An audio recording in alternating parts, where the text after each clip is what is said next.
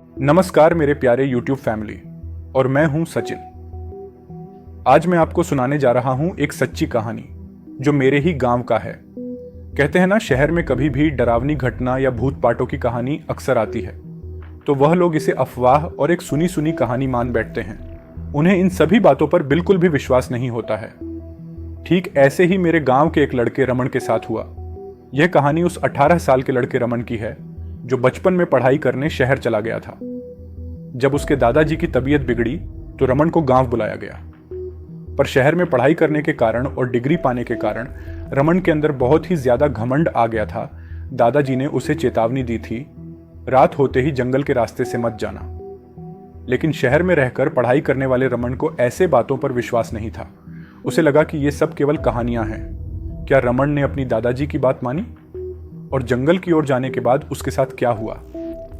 चलिए अब बिना किसी देरी के इस रहस्यमय और सस्पेंस से भरी कहानी की ओर चलते हैं। यह कहानी एक छोटे गांव के लड़के रमन की है जो एक घने जंगल के रास्ते से होकर अपने घर जा रहा था। गांव में उसकी मां ने उसे कुछ हलवा बनाने का काम दिया था जिसे वह अपने एक रिश्तेदार के घर ले जाने वाला था। हलवा बहुत स्वादिष्ट और खास था जिसे केवल खास अवसरों पर ही बनाया जाता था। रमन ने हलवे को एक टिफिन में रखा और गांव से दूर जंगल के रास्ते से चल पड़ा। जंगल की ओर बढ़ते समय रमन को रास्ते में गांव के कुछ बुजुर्ग लोग मिले जिन्होंने उसे जंगल के रास्ते पर जाने से मना किया। उन्होंने कहा कि इस रास्ते पर कुछ अजीब घटनाएं होती हैं और कई लोग जो इस रास्ते से गए वे कभी वापस नहीं लौटे। रमन ने बुजुर्गों की बात को हल्के में लिया और यह सोचकर आगे बढ़ा कि वे लोग बस पुरानी कहानियों को बढ़ा चढ़ाकर बता रहे हैं। जंगल में कदम रखते ही चारों ओर अजीब सी शांति थी, लेकिन रमन इसे नजरअंदाज कर तेज कदमों से आगे बढ़ता रहा। रास्ता संकरा था और दोनों तरफ घने पेड़ थे जिनकी शाखाएं कभी कभी सड़क पर झुक जाती थीं। कुछ दूर चलने के बाद उसे एहसास हुआ कि वह रास्ता जैसे अंतहीन होता जा रहा है। जितना वह आगे बढ़ता उतना ही रास्ता लंबा लगता। घड़ी में समय देखने पर पता चला कि 2 घंटे बीत चुके हैं, लेकिन वह अभी भी जंगल के बीच में ही था। रमन ने सोचा कि शायद वह गलत दिशा में जा रहा है। अचानक उसके कानों में हल्की सी आवाज सुनाई दी, जैसे कोई उसे पुकार रहा हो।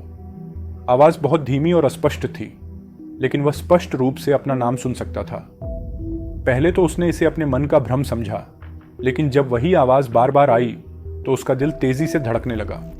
रमन ने अपनी चाल तेज कर दी, लेकिन आवाजें भी उसके पीछे आने लगीं। कुछ समय बाद उसे महसूस हुआ कि वह अकेला नहीं है। जंगल के पेड़ों के बीच से उसे किसी की परछाइयां दिखने लगीं। परछाइयां बहुत ही तेजी से हिल रही थीं, जैसे कोई उसकी निगरानी कर रहा हो। वह डर से कांपने लगा, लेकिन फिर भी उसने अपने कदम नहीं रोके। तभी अचानक एक बूढ़ी औरत उसकी राह में खड़ी हो गई। उसका चेहरा झुर्रियों से भरा हुआ था और आंखें लाल थीं। वह औरत बिना कोई शब्द कहे रमन की ओर इशारा करने लगी, जैसे उसे रोकने की कोशिश कर रही हो। रमन ने उसे अनदेखा किया और तेजी से आगे बढ़ा, लेकिन औरत अचानक उसके ठीक सामने प्रकट हो गई। रमन घबरा गया और चीखते हुए बोला, आप कौन हैं? मुझे छोड़ दीजिए, मैं सिर्फ घर जा रहा हूं। बूढ़ी औरत ने एक डरावनी हंसी में जवाब दिया, तू घर नहीं जा पाएगा। इस जंगल से कोई बाहर नहीं निकलता। यह हलवा जो तू ले जा रहा है इस जंगल के वासियों के लिए है। रमन को एहसास हुआ कि उसके पास हलवा ही इस सब की वजह है। वह उस हलवे को छोड़ने का फैसला करने वाला था, लेकिन तभी उसे लगा कि अगर उसने हलवा छोड़ दिया तो उसका अंत निश्चित है। उसने अपनी हिम्मत जुटाई और तेजी से भागने की कोशिश की, लेकिन जैसे ही वह भागने लगा, जमीन उसके पैरों के नीचे से खिसकने लगी। वह बार बार गिरता, उठता और आगे बढ़ता रहा। उसकी हालत अब बेहद खराब हो चुकी थी और वह हाँफ रहा था। अचानक उसे कुछ अजीब सी आवाजें सुनाई देने लगीं, जैसे जंगल खुद उससे बातें कर रहा हो। चारों ओर से फुसफुसाहटें आने लगीं और हर दिशा से उसे बूढ़ी औरत के हंसने की आवाज सुनाई देने लगी। रमन अब पूरी तरह डर चुका था। उसने अपनी आंखें बंद कर लीं और मन ही मन भगवान से प्रार्थना करने लगा।